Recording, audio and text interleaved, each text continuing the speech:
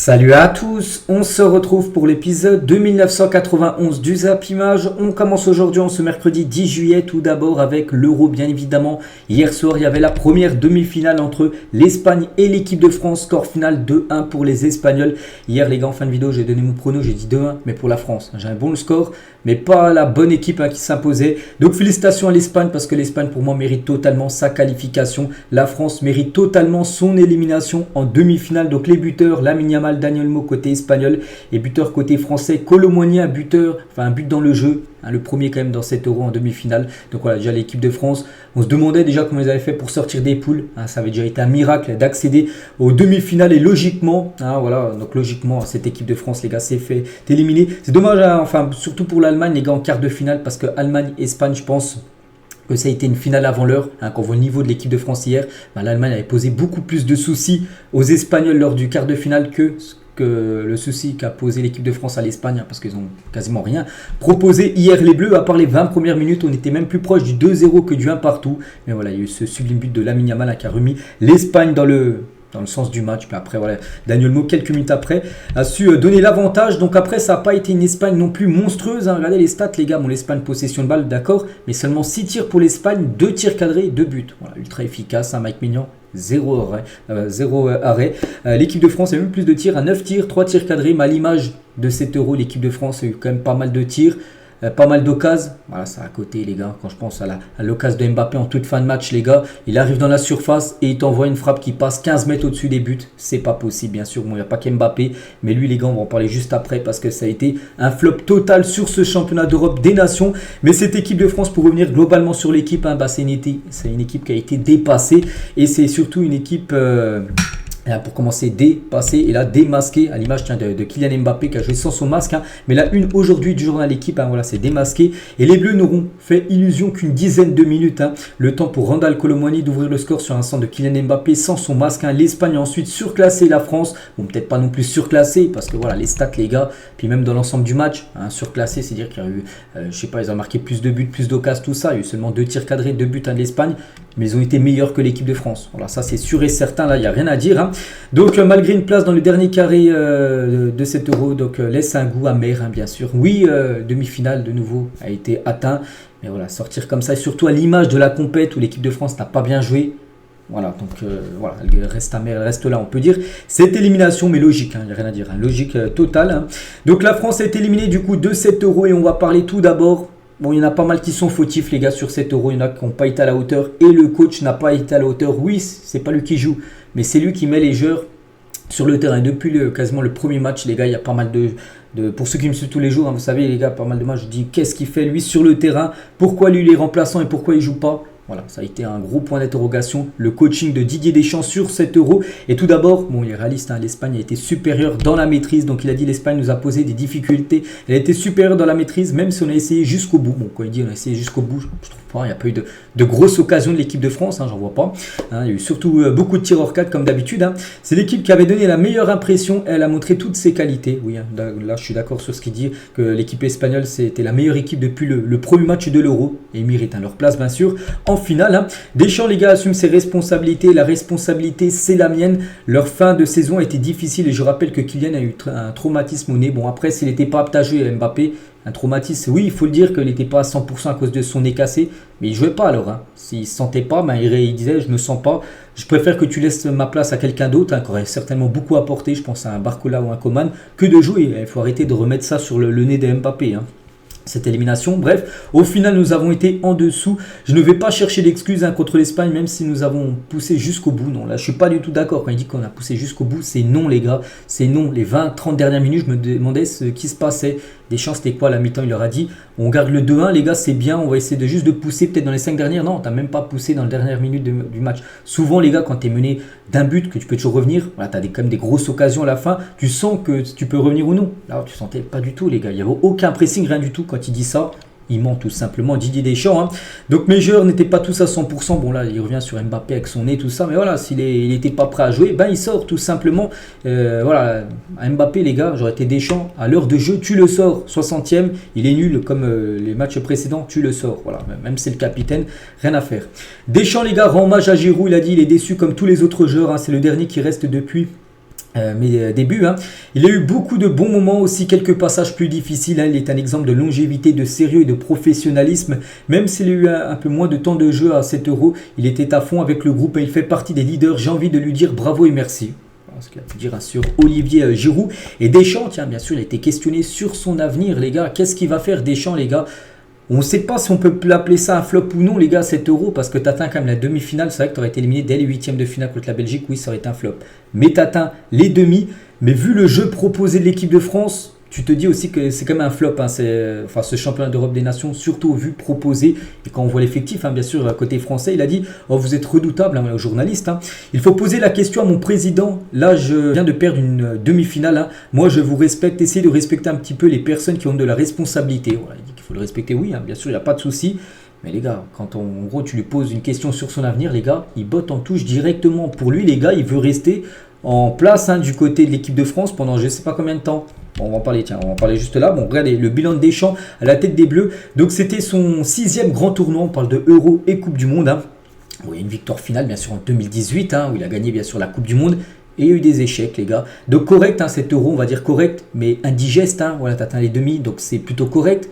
Mais voilà, le jeu proposé, ça passe pas. Ça passe pas. Tu aurais pu sortir au pire demi-finale en proposant du très bon jeu. Depuis le premier match, il n'y a eu aucun frisson, les gars.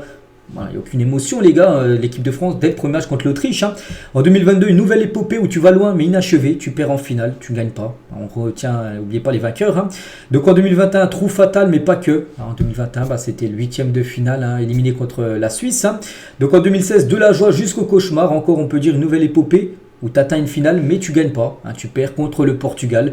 Et en 2014, ça a été une première encourageante, avec un quart de finale de Coupe du Monde contre l'Allemagne perdue. C'était au Brésil, cette Coupe du Monde. Donc voilà, bon, il y a quand même eu la grosse Coupe du Monde remportée en 2018. Mais oui, il y a eu des finales, mais voilà, il y a seulement c'est déjà pas mal, déjà bien sûr, une Coupe du Monde. Sur 6 gros trophées, mais quand on voit quand même l'effectif, tout ça, peut-être qu'il y en a qui disent, oui, Deschamps, voilà, on a atteint les demi-finales, mais peut-être avec un autre coach, les gars, on aurait peut-être fait aussi bien, voire mieux, on ne sait pas. Voilà, on ne sait pas. C'est vrai que oui, c'est correct, mais dans la façon de jouer, les gars, on n'est pas du tout d'accord du niveau de jeu de l'équipe de France. Et tiens, une question d'actu foot qu'on va se poser aujourd'hui. La France doit continuer avec Didier Deschamps, c'est un point d'interrogation. C'est une question, un bilan exceptionnel, mais peut-être la fin d'une ère. La question se pose. Moi, les gars, je vous réponds entièrement. Oui, il faut changer d'entraîneur. Donc regardez, c'est ce que j'ai mis sur mon compte Twitter, vous pouvez me suivre, c'est BizBiz210, si vous voulez me suivre. Donc Deschamps, merci pour la Coupe du Monde, voilà, il y a en 2018. Merci pour les demi-finales qu'on a pu atteindre, là, par exemple, là, la demi-finale, bon, même la finale qu'on avait atteint lors de la dernière Coupe du Monde aussi en 2022. Mais c'est vrai, maintenant, il faut laisser la place à quelqu'un d'autre. On pense à un certain Zidane, les gars. Zidane, on sait qu'il attend l'équipe de France. Il attend que ça, on veut du changement. Voilà, donc c'est vrai que ça fait plus de 12 ans, c'est le coach le plus longtemps en place du côté de l'histoire des Bleus. Mais voilà, on veut quelque chose de nouveau du côté de l'équipe de France. Et voilà, il y a Zidane qui attend. Les gars, il attend vraiment l'équipe de France, Zidane. Tout le monde le sait. Et ça lui maintenant de dire, voilà, j'ai par la grande porte, voilà, tu as atteint une demi-finale. Voilà, laisse ta place aux autres. On veut, nous, quelque chose d'autre. Mais bon, pour l'instant, Deschamps, on a l'impression, les gars, qu'il veut rester jusqu'à la fin de son contrat. C'est jusqu'à la prochaine Coupe du Monde. Donc après, voilà, il peut y avoir peut-être du changement. On espère. Voilà, Zidane, c'est ton heure. Bon, on espère. Moi, personnellement, je veux Zidane. Je veux du changement dans cette équipe de France. Que peut-être Zidane aura atteint peut-être les demi-finales, peut-être en jouant bien avec l'équipe de France. On ne sait pas. Après, ça se peut que ce soit un flop, Zidane. Mais voilà, dans la façon de jouer, je pense que ça sera toujours mieux que ce que propose l'équipe de France avec Deschamps. Les gars, on a une équipe de France, les gars, qui ne joue pas. Et c'est pas possible, bien sûr. Et Daniel Riolo, tiens, un peu du même avis que moi. Donc, il demande à Deschamps de partir. Le mec est là depuis 12 ans. Il ne veut surtout pas entendre de la question de son avenir. Stop, ça suffit. Va-t'en, va jouer au paddle tranquille à Monaco au soleil. Passe à autre chose. C'est vrai, voilà. Face à autre chose, Deschamps. Voilà, 12 ans, c'est déjà très très bien. Tu es une légende, bien sûr, des Bleus. Mais voilà, on veut du changement. Enfin, moi, personnellement, je veux du changement. Peut-être qu'il y en a qui veulent encore Deschamps. Mais voilà, les choix qu'il a pu faire là sur cette Euro, il s'est trompé sur beaucoup de lignes d'idées Deschamps. C'est pour ça qu'il est énormément critiqué. Et Riolo tient toujours, donc voilà, on clôture la page Deschamps. Si je devais noter les gars sur son tournoi, sur son coaching, ça mérite un 3 sur 10. Deschamps, les gars, il a fait beaucoup de mauvais choix, les gars. Voilà. Riolo tient sur Kylian Mbappé. On ouvre maintenant la page Mbappé parce que quel flop, Kylian. Donc descendre à un niveau aussi bas, c'est même préoccupant. Ce n'est pas un creux qu'il traverse, c'est une caverne, les gars. Là, c'est une catastrophe, Kylian Mbappé. C'est quoi l'euro qu'il vient de nous faire Donc déjà, il a joué sans masque, parce qu'on disait que c'était le masque qui le gênait. Ok, déjà sans masque, on dit, voilà, tant mieux, voilà, il va jouer sans son masque. Et voilà, il nous a fait un match catastrophique, Kylian Mbappé. Hein. Donc Mbappé, encore des tirs, hein, et tout hors cadre. Hein. Mbappé, le joueur qui a tenté le plus de tirs hors penalty à l'Euro. 23 tirs, les gars, si on ne compte pas son penalty, sans avoir marqué le moindre but en dehors de son penalty. Donc au tout, 24 tirs, si on rajoute le penalty. Donc 9 tirs cadrés, 1 but. Donc voilà, normalement, les gars, avec des stats comme ça, 9 tirs cadrés, 24 tirs, il y a des joueurs qui finissent avec des quadruplés, enfin avec 4 voire 5 buts dans la compète, il finit avec un but sur penalty, seulement Kylian Mbappé. Quel échec, quel flop, hein, Mbappé. Et pourtant, avant l'Euro, les gars, il envoyait des déclarations comme ça. Mon objectif est de marquer l'Euro de mon empreinte. Il a dit ça avant l'Euro, il y a quelques jours avant. Voilà, si on fait le bilan à la fin de l'Euro, vu que là c'est fini pour la France, voilà, il nous a totalement menti, hein, Kylian Mbappé. Tu peux pas dire ça et nous faire ce que tu viens de faire, les gars. Même moi, les gars, j'ai jamais joué un match de football professionnel. J'aurais fait aussi bien que Kylian Mbappé. Même vous, les gars, la plupart qui touchent un petit peu le ballon, vous aurez fait aussi bien que Kylian Mbappé. Voilà, donc c'est une catastrophe, hein, ce qu'il vient de nous faire. Hein. Ma compétition est ratée, oui, totalement. Sur sa dernière grosse occasion ratée, où j'ai dit en toute fin de match, où il va rentrer dans la surface et il envoie une frappe qui passe à une dizaine de mètres au-dessus des buts. On se dit mais c'est pas possible. Hein. Je pense qu'un joueur de la qualité doit marquer, doit au moins cadrer. Déjà quand tu cadres, tu as plus de chances de marquer que quand tu tires en dehors. Voilà, elle peut passer, frôler le poteau, ok, enfin même pas ok, non, tu dois cadrer, mais quand elle passe 5-6 mètres au-dessus des buts, alors c'est l'une de tes dernières occasions du match, c'est pas possible. Hein.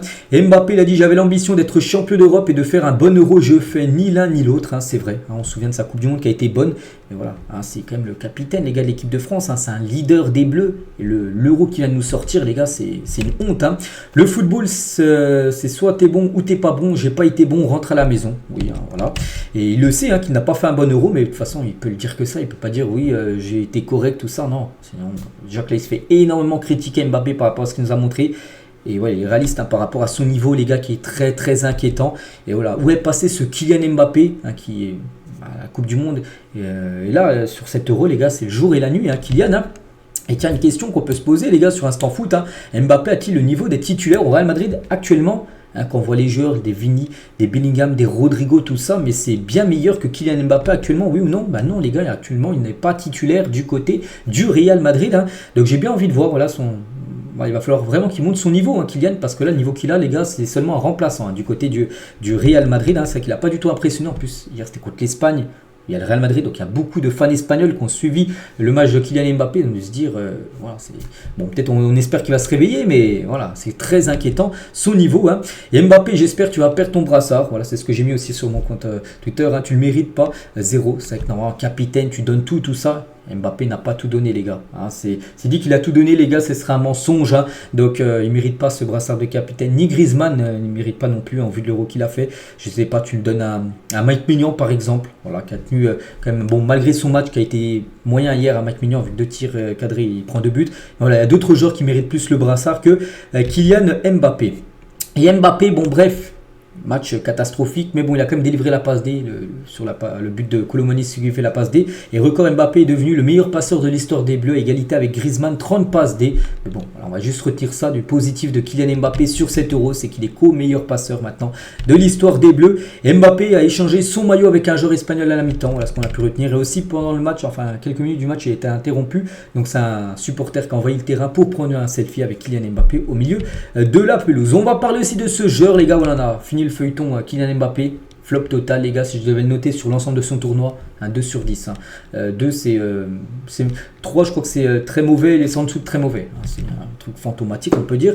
Maintenant Griezmann, les gars, donc après avoir été exceptionnel en 2016, 2018 et 2022, quel Euro décevant, hein, pour Griezmann, quel échec, hein, c'est fou. Hein. Donc on rêvait tous de jouer en finale. Hein. Donc déjà il a commencé sur le banc hier, logique. Hein. Quand il est entré en jeu, bon, il n'a pas... Il ne s'est rien passé non plus, hein. Bon bref, ça a été compliqué de toute façon. Hein. Donc la frustration de Griezmann, hein. Donc ils ont été meilleurs que nous. On savait qu'il frappait beaucoup de loin et on prend une frappe de loin. On sait que Yamal est gaucher et on prend une frappe du gauche. Hein. Ouais, il fait le contre-avant. Bon, après c'est facile à le dire, mais bon, voilà, tu sais que dans ce genre-là, il faut le bloquer. Hein. Pas d'excuses de jambes coupées ou quoi. Hein. Ils ont joué une prolongation aussi. Ils ont été meilleurs dans tout. On est bien rentré dans les 20 premières minutes. C'est vrai que l'équipe de France était plutôt bien, voilà, en début de match. Hein. Voilà, ça joue plutôt correct et surtout avec le but marqué. Mais après voilà, ils ont marqué ce but qui les a totalement relancés dans le match. Hein. Griezmann, il a dit j'ai mal commencé ce tournoi, cet Euro, puis je me sentais de mieux en mieux, j'ai fini sur le banc. Quand il dit de se sentir de mieux en mieux au fil des matchs, je suis pas d'accord avec lui, les gars. Au fil des matchs, c'était toujours aussi très moyen, Antoine Griezmann. Non, il a été nul sur l'ensemble du tournoi, hein, du premier match jusqu'au dernier match où il a pu jouer hier. Hein. Il n'y a pas eu d'amélioration dans le jeu de Griezmann. Hein. Bon, peut-être qu'il se rassure avec ça, qu'il était meilleur au fil des matchs. Hein. Moi, je trouve pas. Donc, il a dit c'est comme ça, c'est la vie d'un footballeur. Hein. D'autres n'ont pas joué une seule minute lors de ce tournoi. Ce n'est pas moi qui vais me plaindre. Hein. Et il a dit, hein, donc il a aussi envie de continuer, parce qu'on peut se poser la question, parce que Griezmann a plus de 30 ans, est-ce qu'il va continuer ou non? Il a envie de continuer avec l'équipe de France. Oui, hein, bon, je suis totalement d'accord qu'il veuille encore continuer au moins jusqu'à la future Coupe du Monde. Mais là, sur cet Euro, les gars, il a vraiment perdu beaucoup de points, Griezmann, au vu peut-être du sélectionneur là, Deschamps, peut-être du futur sélectionneur. Hein. S'il y a changement, on espère. Hein. Et Griezmann, donc il a dit, ça sera au coach de décider. Moi, j'ai toujours envie. Mais voilà, il va falloir qu'il montre d'autres choses parce que là, ça a été une grande déception. Hein. Et Griezmann, les gars, juste le seul point positif, c'est que c'est le premier bleu à l'Euro. Donc il est entré en jeu en équipe de France. Donc il a joué 17 matchs à l'Euro et jamais un joueur de l'équipe de France a disputé autant de matchs à l'Euro. C'est Griezmann qui a ce record. Hein. Donc la fin d'une ère pour peut-être Griezmann, on ne sait pas, mais pour Giroud, ça c'est sûr. Parce que Giroud, meilleur buteur de l'histoire des Bleus, a disputé hier soir son dernier match avec l'équipe de France. C'est fini, il avait dit, hein, après l'Euro, ça sera fini. Donc il a joué, il est rentré en cours de jeu, ça a été compliqué. Bon, Lima, il n'y a pas que lui. Hein. On ne peut pas le pointer du doigt, Giroud, les gars, sinon tu pointes bien sûr tous les autres. Voilà, ça a été très délicat parce qu'il a touché très peu de ballons, parce que la maîtrise de ballon était totalement côté espagnol. Et voilà, c'est dommage. Hein. On peut parler aussi de Dembélé, les gars. Dembélé, on se souvient contre le Portugal, très bonne entrée. Et voilà, Dembélé doit-il juste être un super somme en équipe de France? Il faut dire oui. Oui, la réponse est oui. Il doit il doit commencer sur le banc et rentrer en cours de jeu. Là, il est beaucoup plus intéressant. Mais commencer directement titulaire, je ne pense pas que Dembélé, ça soit là où il est le meilleur. En gros, il faut qu'il rentre en cours de jeu quand déjà les défenses sont fatiguées, on peut dire. Parce que hier, les gars, il nous a fait un match catastrophique. Déjà dans le jeu, pas bon. Et il a voulu tirer tous les corners, tous les coups francs. Sérieux, il a dû en tirer, je ne sais pas, 7-8 de corners ou de coups francs cumulés. Il a peut-être réussi un ou deux de bons. Sinon, il y en a plein, les gars, qui sont au deuxième poteau, tout ça. Je me disais, mais pourquoi il continue à les tirer? On ne sait pas, les gars. On ne sait pas. Il a voulu tout tirer. Et c'est à chaque fois des actions de but. Hein. Tu jettes à la poubelle, les gars, avec des centres totalement loupés. De Dembélé, bon, il n'y a pas que ses centres, aussi dans le jeu, les gars, où il n'est pratiquement pas passé une fois dans le match. Donc ça a été très compliqué pour Ousmane Dembélé. Il aura fallu attendre quand même plus de 490 minutes pour voir les Bleus marquer dans le jeu dans cet Euro. Donc voilà aussi pourquoi l'équipe de France mérite son élimination. Parce que marquer son premier but dans le jeu en demi-finale, c'est quand même une honte, bien sûr, surtout au vu de l'effectif, bien sûr. Donc voilà, c'est Randal Colomani qui a marqué au bout de 8 minutes de jeu. On se disait, voilà, non, parfait, bien sûr. Donc la joie de l'attaquant parisien. Bon, après, il a marqué son but, mais après l'image de ses coéquipiers, on l'a plus du tout vu, bien sûr, lors de la rencontre. Donc là, on a parlé beaucoup de flops, voilà, de Mbappé, tout ça, de Griezmann, de Deschamps. Mais là, on va parler aussi des satisfactions parce qu'il y en a eu quelques-unes lors de cet Euro. Et tout d'abord, Saliba, les gars. Donc soulignons tout de même l'Euro 2024 exceptionnel de William Saliba. Donc il a joué hier, pour moi il a fait un match très correct et voilà, c'est certainement le meilleur joueur, je pense, de l'équipe de France sur cet Euro. Saliba qui a été bon du premier match jusqu'au dernier match, vraiment lui il a marqué beaucoup de points. Barcola aussi, souvent les gars lors des derniers matchs je vous disais mais qu'est-ce qu'il fait remplaçant Bradley Barcola? Hier les gars, il rentre en cours de jeu, il te met la misère les gars, il a joué je sais pas une vingtaine de minutes, ça a été le meilleur joueur offensif de l'équipe de France hier. Qu'est-ce qu'il a fait sur le banc? Deschamps les gars, n'oubliez pas en troisième match de poule, il joue contre la Pologne, 1 heure de jeu, déjà c'était le premier à sortir alors que ça a été le meilleur. Il a plus rejoué du tournoi. Contre la Belgique, il n'a pas joué. Contre le Portugal, il n'a pas joué. Bradley Barcola, tu le refais jouer hier, c'est le meilleur. Voilà, là aussi c'est où Deschamps a floppé par rapport à son coaching, les gars. Tu as quasiment un élément qui est très bon sur le banc et tu le fais pratiquement pas jouer. Ce joueur hier doit commencer titulaire. Voilà, il devait même commencer titulaire lors du quart et lors du huitième au vu du match, le troisième match qu'il avait fait. Mais non, il préfère mettre des Dembélé, tout ça, des Kylian Mbappé, les gars. J'aurais préféré 100 fois Barcola à Mbappé hier.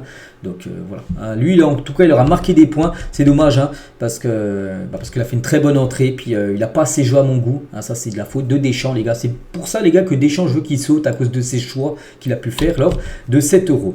On va parler de Mike Maignan sur une sortie où il est très chaud, bien sûr, avec Nico Williams. Parce que là, sinon, c'était certainement le 3-1. Puis là, c'était fini. C'était la reprise de la deuxième mi-temps. Bon, Mike Maignan, bien sûr, un Euro correct, malgré la nuit hier. Il prend 2 tirs, les gars. 2 buts. Bon, le deuxième but, il peut rien parce que c'est un but contre son camp. Mais le premier, voilà, peut-être il y en a qui me disent oui, elle est magnifique. Oui, elle est magnifique, la frappe de Lamine Yamal. Et voilà, c'est comme une frappe de plus de 30 mètres, les gars, qu'on se prend en pleine lucarne. Il est pas loin de l'enlever. Après, son positionnement, je sais pas s'il est bien ou non. Voilà, ça fait la différence, les gars, ça fait la diff. C'est que il prend 2 tirs cadrés, il prend 2 buts hier. Mike Maignan, mais bon, globalement dans son Euro, les gars, il a été très correct. Kanté, les gars, donc déjà ça aussi, les gars, regardez, encore quelque chose de Deschamps quand j'ai vu les 3 changements où il a fait rentrer Kamavinga, Griezmann et je sais plus, c'est devait être Barcola. Et il y a Kanté qui est sorti. J'ai dit pourquoi Kanté sort, les gars? Ça a été le meilleur milieu français entre Rabiot, Tchouaméni et Kanté. C'est là bien qui a été le meilleur parmi les trois, c'est bien Kanté. Et pourquoi il est sorti? C'est le premier qui a été sorti. Voilà. Pourquoi Deschamps, les gars, il a fait chaud là? Tout le monde à la télé voit que Kanté, c'est le dernier que tu dois sortir, bien sûr, au milieu de terrain. Et c'est le premier à sortir. Voilà, ça aussi, c'est un choix de Deschamps. On se demande qu'est-ce qui lui a passé dans la tête. Hein. Donc bref, sinon, voilà, quoi qu'il en soit, hein, son retour aura été une réussite, bien sûr, du côté des Bleus. Hein. Merci N'Golo, on espère qu'il continuera, bien sûr, avec l'équipe de France pour les prochains matchs. Hein. Mais pour lui, c'est fin de série hein, pour N'Golo Kanté. La France n'avait jamais perdu dans un tournoi majeur international avec Kanté sur la pelouse. Hein. C'était 20 matchs, je crois. Il y avait 13 victoires, 7 nuls, 0 défaite. Ben là, c'est une défaite. Hein. Son 21e match a été fatal, on peut dire, pour N'Golo Kanté. C'est en plus un grand match, une demi-finale. Regardez les notes du match voilà, sur l'équipe aujourd'hui. Donc Mike Maignan, 4. Hein. Voilà, pour la moyenne, bien sûr, Mike Maignan, 2 tirs cadrés, 2 buts. Hein. Théo Hernandez, j'en ai pas parlé, mais lui aussi, les gars.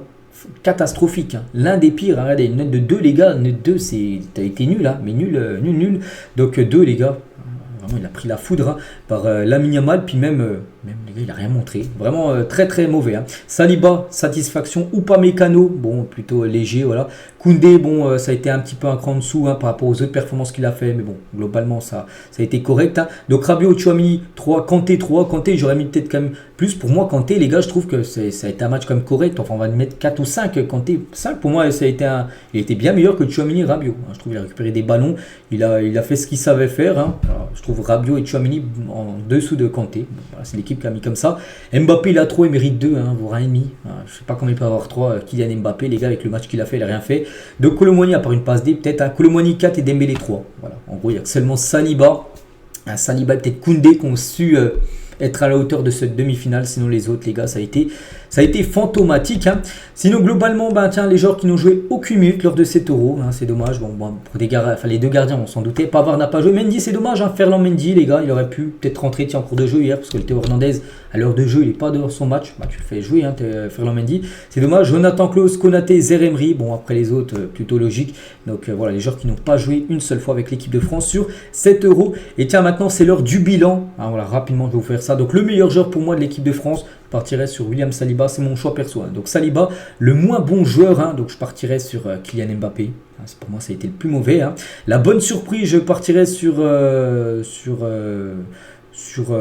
Barcola. Bon, pour moi, c'est la bonne surprise. Hein. La déception, Griezmann, hein, ça a été une grande déception hein, sur 7 euros, parce qu'on sait que c'est un leader de l'équipe de France.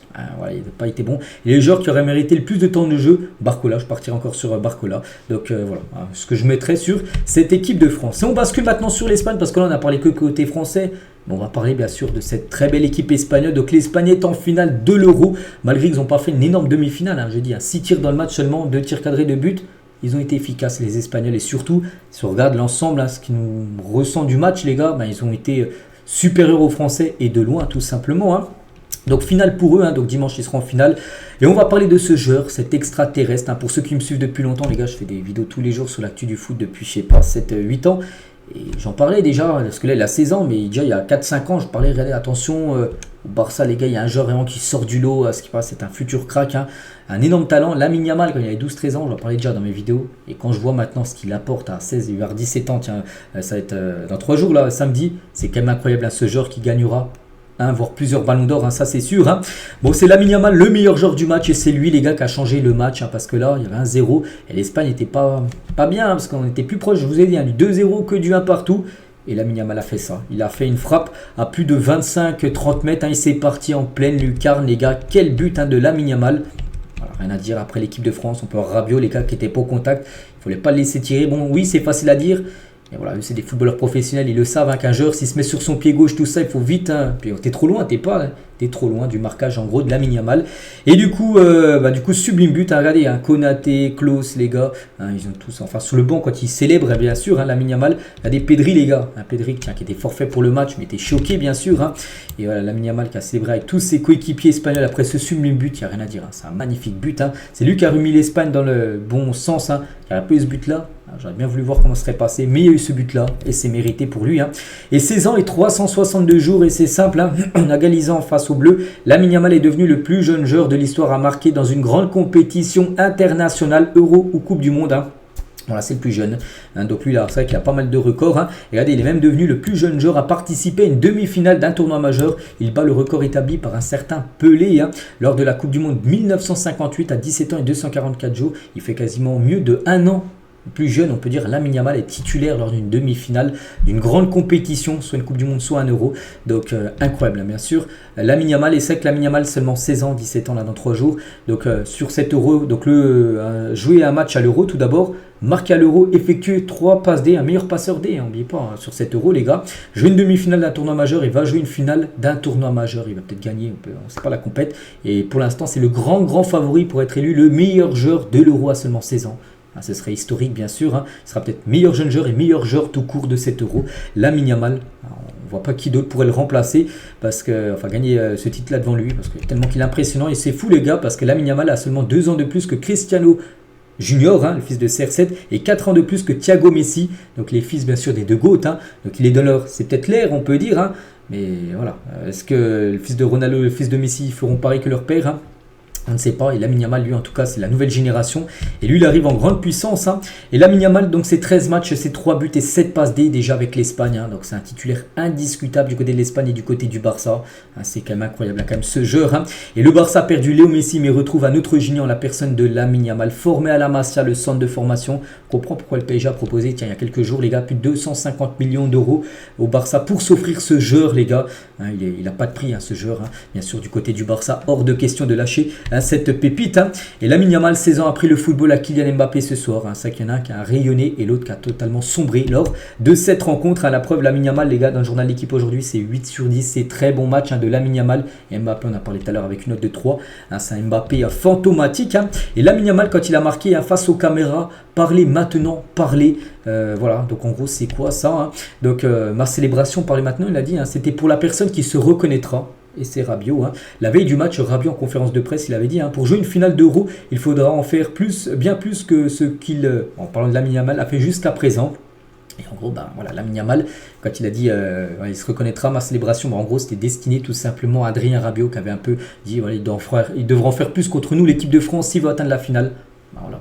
En plus, Rabiot, c'était lui qui était au marquage sur Lamine Yamal avant son tir. Voilà, Rabiot, lui, a totalement floppé. Et regardez, Pedro Porro aussi répond à Adrien Rabiot qui avait déclaré que Lamine Yamal allait devoir en faire plus pour l'en finale. Il lui fallait une chose à 16 ans, de marquer ce grand but dans ta face. Bon, c'est vrai que Rabiot, il a dit ça, puis du coup, c'est normal qu'il se fasse critiquer. J'ai même vu qu'il avait bloqué ses commentaires sur son compte Instagram parce qu'il se faisait totalement chambrer, les gars, par rapport à la déclaration qu'il a fait sur Lamine Yamal. Et le match de Lamine Yamal juste après. Pour revenir les gars sur Lamine Yamal en famille après sa masterclass, donc bien sûr sa famille, je pense de sa maman, son petit frère, tout ça, tout le monde est content. Son père les gars qui était là pour tous les matchs, était là hier, donc très content bien sûr le père de Lamine Yamal. Bien sûr, il sait que son fils, il va marquer l'histoire du football. C'est que Lamine Yamal et Daniel Mo, 2 joueurs de la Masia, hier ça a été les 2 buteurs de la rencontre. Donc voilà, et regardez, les deux ont pris des photos quand ils étaient plus jeunes avec un certain Léo Messi, Daniel Mo, et on peut voir aussi Lamine et Yamal. Il avait seulement 4 mois, il a fait une photo, c'était avec le journal Sport, c'est fou, une photo de Messi, Lamine Yamal, tout jeune, avec Lamine Yamal. Et Daniel Mo, les gars, donc son but, les gars, c'est bien lui qui l'a marqué parce que d'après l'UEFA, la frappe était cadrée. C'est pas un but contre son camp, mais c'est un but de Daniel Mo. Même si je pensais moi que la frappe sortait, mais non, l'UEFA, ils ont dû bien regarder. Et du coup, le but revient à Daniel Mo. Donc félicitations à lui parce qu'il nous fait un Euro de fou. C'est que le buteur en 8e, buteur en quart, buteur en demi-finale, Daniel Mo. Il nous fait aussi une compétition incroyable, le joueur du RB Leipzig. On va parler de Rodri, est invaincu avec l'Espagne depuis 1 an et 3 mois. Quel monstre ce joueur, les gars, qui a fait bien sûr une très bonne partie hier au milieu de terrain avec Fabien Ruiz, les gars. Donc, Tchouaméni, Rabiot, tout ça, mais ils ne sont pas touché le ballon parce qu'il y avait ce milieu de terrain du côté de l'Espagne. Voilà, en gros, tu les gênais pas, c'est ça aussi le coaching de Deschamps, les gars. Je pense qu'il leur a dit il ne faut pas monter, allez pas les presser. Tu les presses pas, c'est du pain béni, on peut dire, pour Rabiot, Rodri et de Fabien Ruiz, de faire circuler le ballon. Il n'y a pas de pressing, il n'y a aucun danger de la part du milieu de l'équipe de France pour les gêner. Et ce résumé France-Espagne, c'est ça aussi, cette image. Où Nacho, un coup, les gars, il écrase la tête de Randal Colomoni. Ça aurait pu mériter jaune. Oui, il lui retombe dessus, mais les gars, sa main, il peut la mettre ailleurs, les gars. Vous ne croyez pas que les gars, non, c'est au dernier moment. Non, il esquivait au dernier moment et toucher la pelouse. Là, les gars, ça mérite totalement carton jaune. Nico Williams avec Lamine Yamal. Nous sommes en finale. Mon petit frère MVP. La connexion des deux, et peut-être les deux seront au Barça la saison prochaine avec Lewandowski. Ça peut être très lourd du côté du FC Barcelone.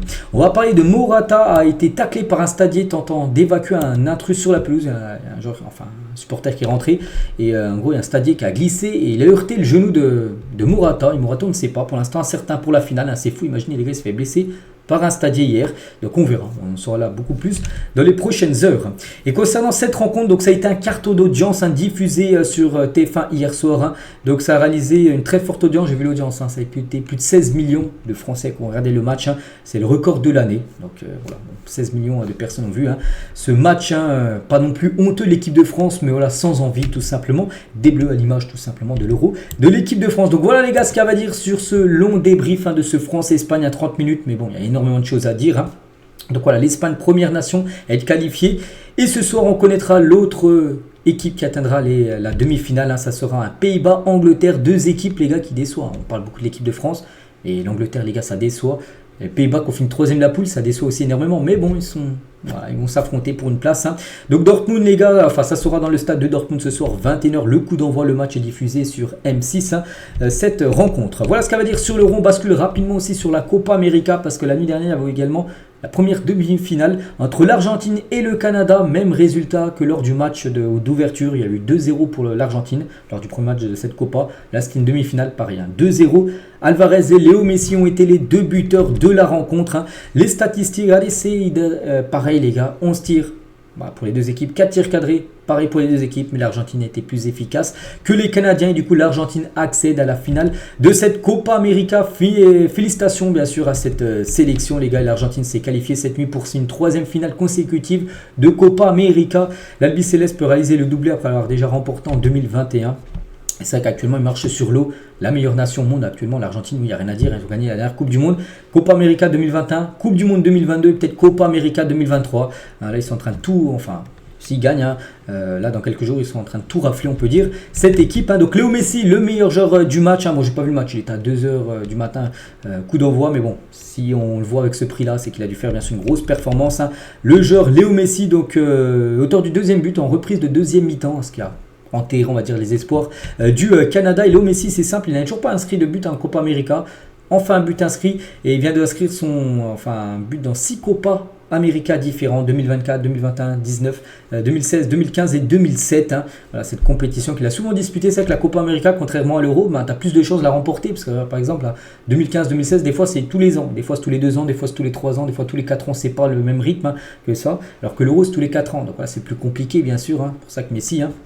Voilà, il a plus de chances bien sûr de remporter cette compète vu que tu la joues tout simplement plus souvent. Léo Messi est devenu aussi le deuxième meilleur buteur de l'histoire en équipe nationale. Il revient sur Ali Daoui qui est à 109 buts en 148 matchs et Messi c'est 109 buts pareil mais en 186 matchs. Il y a toujours Ronaldo les gars, c'est 130 buts en 212 sélections avec le Portugal qui est devant Léo Messi et Messi va disputer sa 8e finale avec l'Argentine.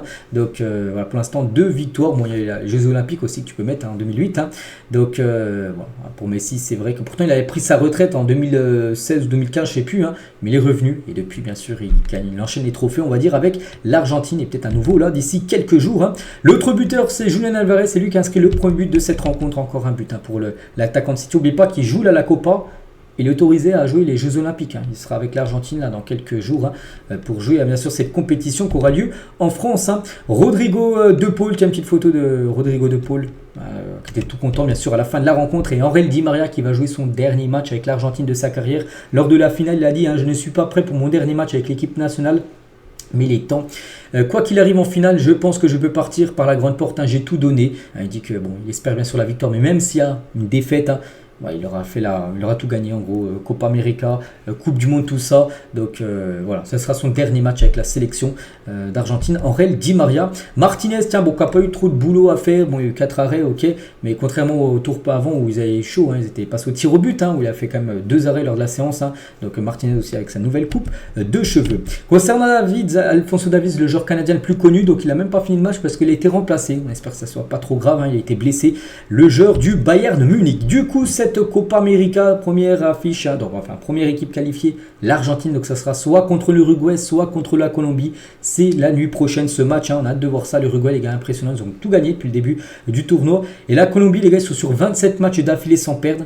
Ça sera un gros match et l'équipe qui gagnera affrontera l'Argentine dans la nuit de samedi à dimanche prochain. On revient et on finit, les gars, cet épisode juste avec quelques dates. Tiens, il y a 8 ans jour pour jour, c'était un 10 juillet 2016. Et l'équipe de France perdait en finale de l'Euro. Une défaite 1-0 contre le Portugal d'Eder. Pourtant, la France a eu aussi beaucoup d'occasions. Je me souviens du poteau de Gignac où le ballon longe la ligne, les gars, mais personne pour la mettre. Il y a eu des gros arrêts de Rui Costa, je crois que c'était le gardien, je ne sais plus comment il s'appelait, Patricio, je ne sais plus. Bon, bref, je ne vais pas dire n'importe quoi.